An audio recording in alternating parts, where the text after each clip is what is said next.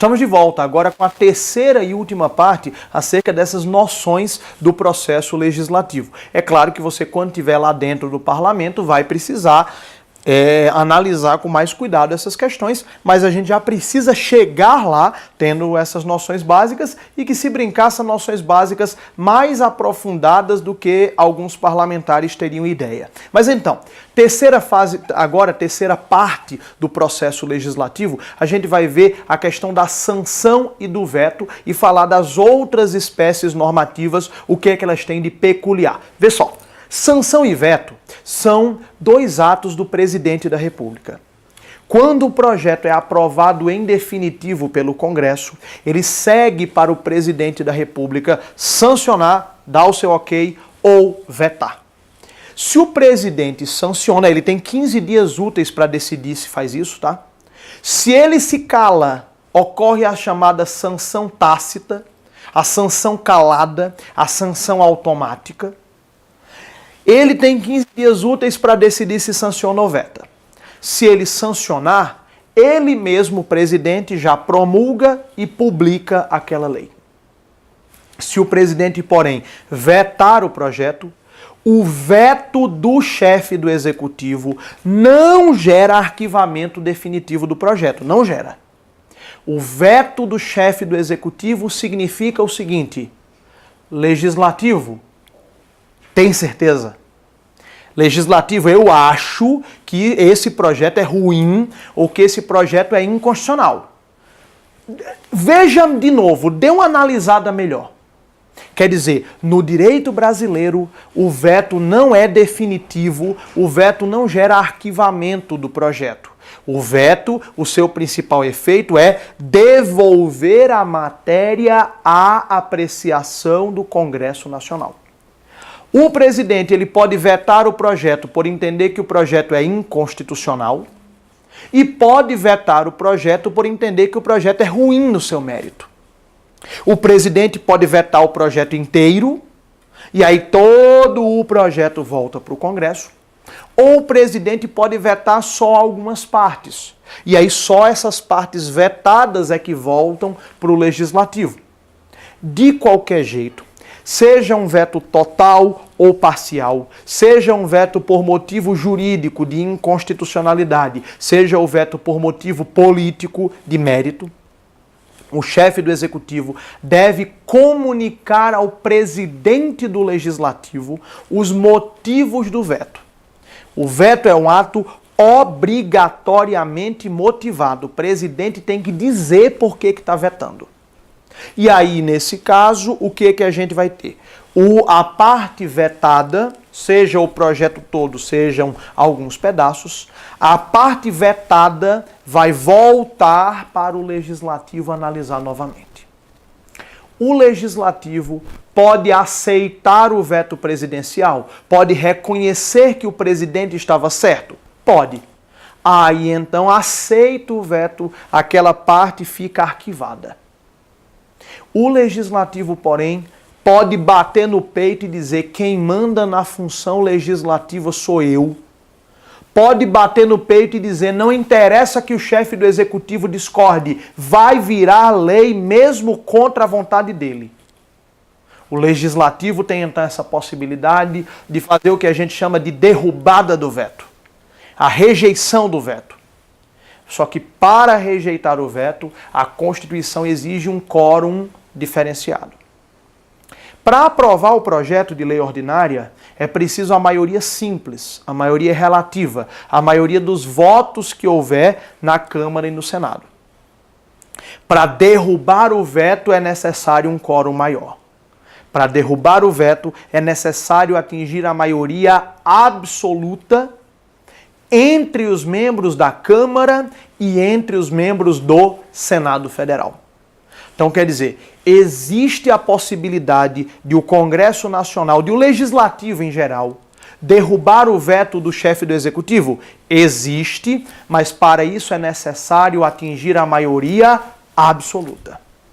Se o Legislativo derrubar o veto, se o Legislativo rejeitar o veto, ele encaminha esse projeto de lei para o chefe do Executivo, para ele promulgar e publicar. Quer dizer, mesmo quando o Congresso derruba o veto, manda para o chefe do Executivo fazer essa promulgação e depois essa publicação. O que é importante você saber é que o veto do chefe do Executivo é uma barreira, mas é uma barreira transponível. Não é uma barreira absoluta, é algo que pode ser rejeitado e derrubado pelo Congresso Nacional pelo quórum de maioria absoluta. Depois aí vai para promulgação e publicação, temas acerca dos quais nós já comentamos e que são mais de interesse do próprio Poder Executivo. O que eu quero falar agora é falar um pouco sobre as outras espécies normativas. Eu falei, por exemplo, de como é que tramita um projeto de lei comum, um projeto de lei ordinária. O que a gente tem para falar das outras espécies normativas? Decretos legislativos e resoluções, nós já falamos sobre eles quando falamos sobre o papel das casas parlamentares. Então eu vou falar agora sobre lei complementar, emenda constitucional e medida provisória. Olha só, lei complementar. Lei complementar tem uma tramitação parecidíssima com a da lei ordinária. O que muda em relação à lei complementar? Só duas coisas: o quórum e a matéria. É porque a lei ordinária, para ela ser aprovada, é necessário o quórum de maioria simples. Para aprovar uma lei complementar, não. Para aprovar uma lei complementar é necessário um quórum maior, que é o quórum de maioria absoluta. O que é a maioria absoluta? É a maioria do total de membros da casa e não só de quem votou. Então, por exemplo, na Câmara dos Deputados, nós temos 513 deputados, metade 256,5, maioria absoluta, o primeiro número inteiro que vier depois da metade, 257. No Senado Federal, 81 senadores, metade, 40,5. Primeiro número inteiro que vem depois, 41. É a maioria do total de membros. Câmara Legislativa do Distrito Federal, 24 deputados distritais, metade, 12. Maioria absoluta, primeiro número inteiro que vem depois, 13 votos, são os votos necessários para aprovar uma lei complementar. Em virtude do quórum ser diferente, a matéria da lei complementar também é uma matéria específica. A lei complementar não é para tratar de qualquer tema. Lei complementar ela é utilizada para os casos em que a própria Constituição a exige. Vou te dar um exemplo. Na esfera federal, normas gerais de direito tributário é um tema que não pode estar tratado em lei ordinária. Normas gerais de direito tributário é uma matéria em que a Constituição exige maioria absoluta, é uma matéria em que a Constituição exige lei complementar. Outro exemplo, inelegibilidades, regras de proibição de candidatura. O artigo 14, parágrafo 9º da Constituição exige que a matéria seja tratada só por lei complementar. Por isso que a lei da ficha limpa é uma lei complementar. Lei complementar 135 de 2010.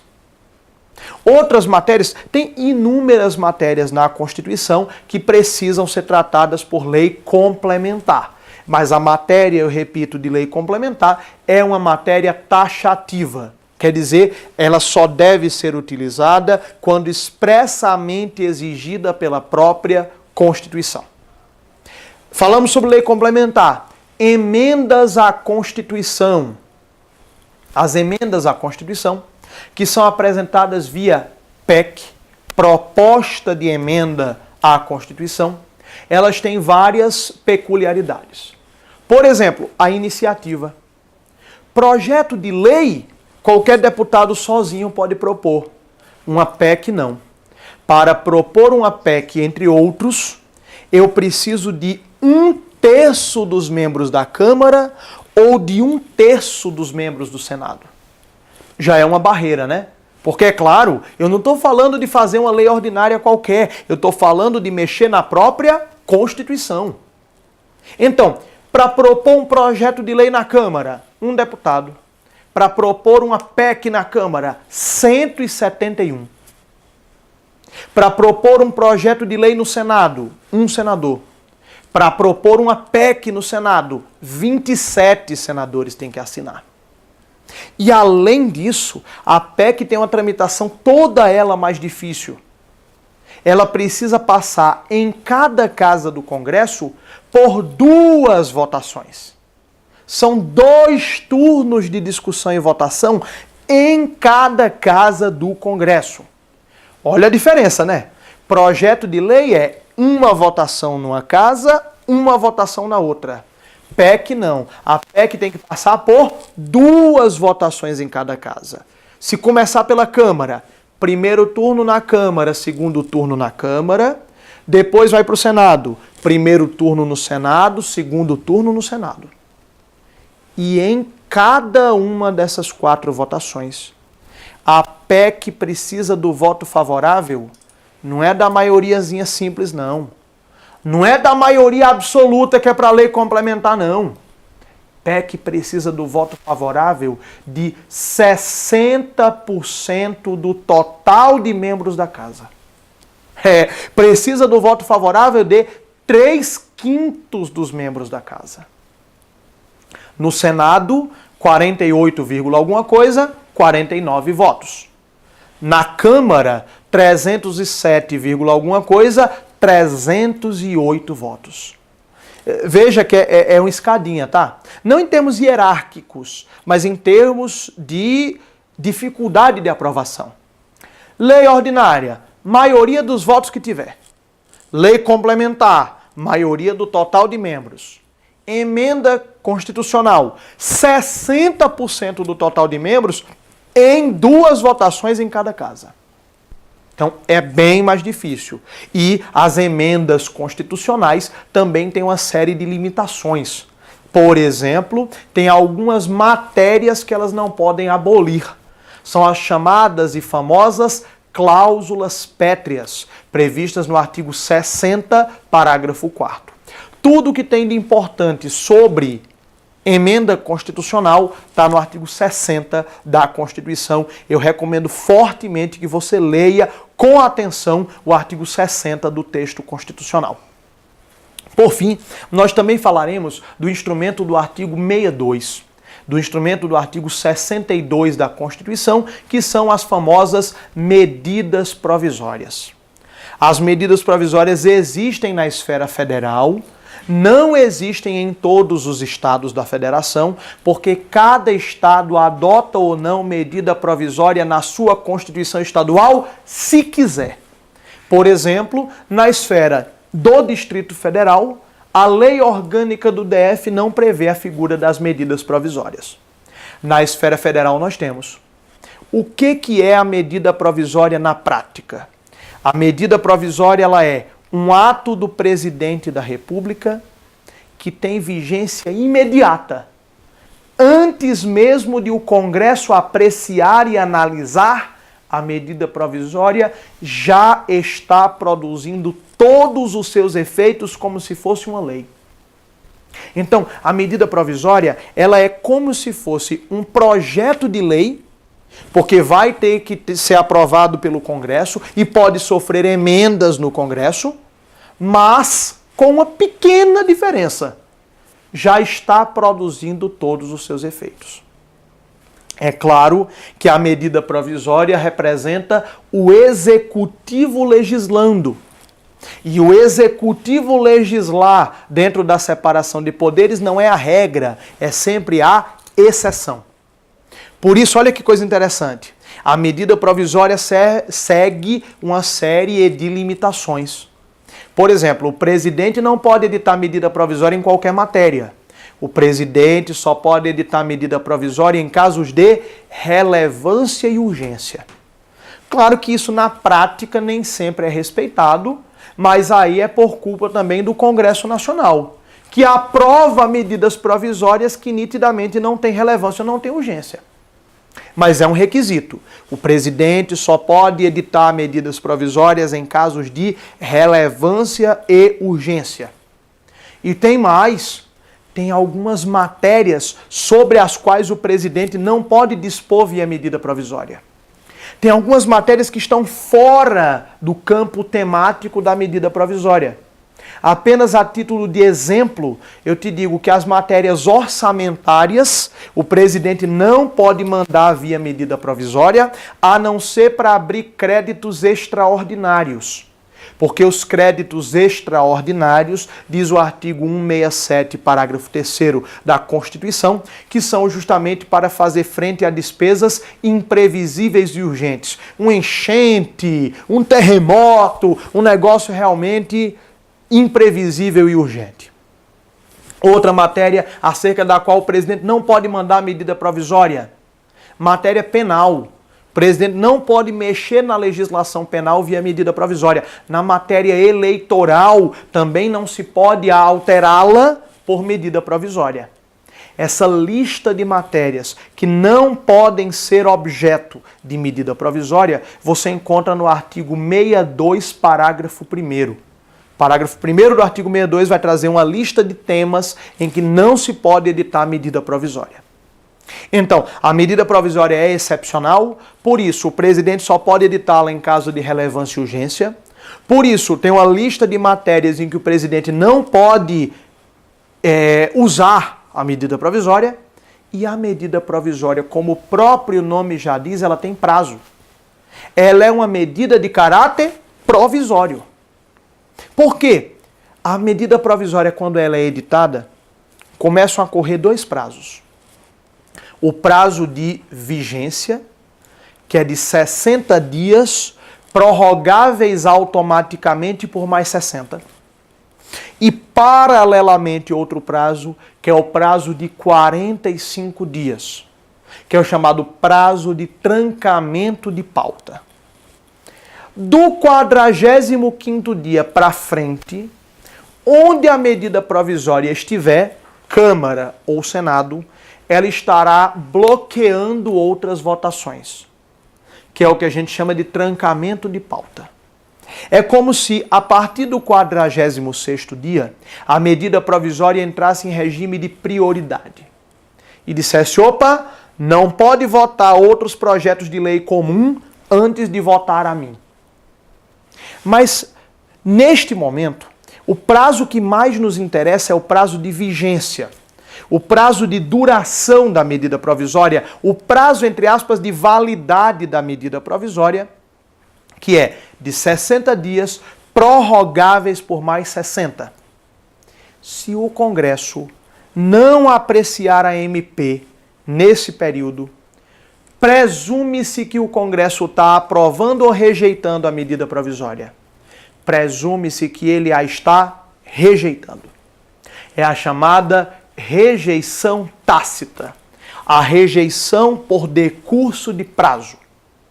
O Congresso Nacional, então, olha só, olha que interessante. O Congresso Nacional pode aprovar a medida provisória ou pode rejeitá-la. Como é que o Congresso rejeita uma medida provisória? Caminho 1, votando e rejeitando. Votando e dizendo não. Caminho 2, deixando passar o prazo da medida provisória sem se manifestar. Os efeitos são rigorosamente os mesmos. Outra possibilidade é o Congresso aprovar a medida provisória. Se o Congresso aprova a medida provisória do jeito que veio, ela já é transformada em lei. Ela deixa de ser uma medida provisória e passa a ser uma lei como outra qualquer.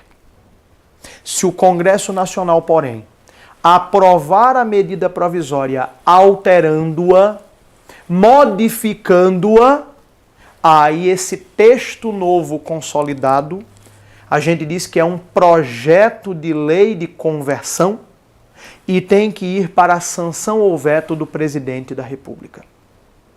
Então perceba, a gente tem aqui três situações que se desdobram em 4, né?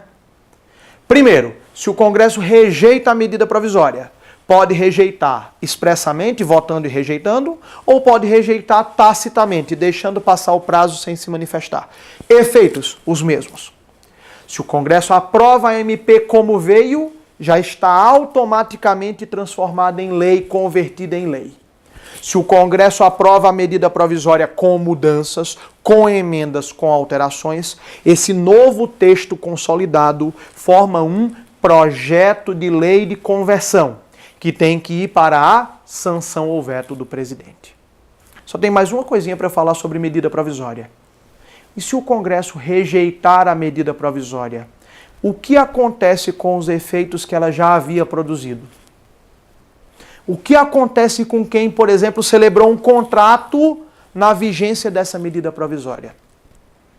A Constituição diz o seguinte: quando o Congresso rejeita uma medida provisória, ele deve editar um decreto legislativo dizendo quais foram os efeitos da rejeição. Dizendo, portanto, se ele está rejeitando daqui para frente ou se ele está rejeitando, mandando desconstituir os atos todos. O Congresso Nacional normalmente não edita esse decreto legislativo. Quando o Congresso não edita, presume-se que os efeitos já produzidos pela medida provisória estão mantidos. Moral da história: quando o Congresso rejeita uma medida provisória, ele pode rejeitar mandando desfazer tudo o que ela fez? Pode. Mas para isso vai ter que afirmar isso de maneira expressa. Se ele rejeitar a medida provisória e não falar nada, presume-se que ele está mantendo os efeitos que ela já havia produzido. Então você vai estudar, você vai analisar para aprofundar essa matéria de processo legislativo, você vai estudar o capítulo de processo legislativo na Constituição, os artigos 59 a 69, dando especial ênfase aos artigos 60 a 67. Então você vai ler todos, mas vai dar especial relevância aos artigos 60 a 67. Porque aí depois você pega também o material de apoio no seu ambiente virtual de aprendizagem sobre processo legislativo, material que está bem completo, com referências, é um verdadeiro guia de atuação parlamentar em matéria de processo legislativo, porque aí no próximo vídeo a gente vai voltar com o tema de ética e decoro parlamentar. Até a próxima. Cortou.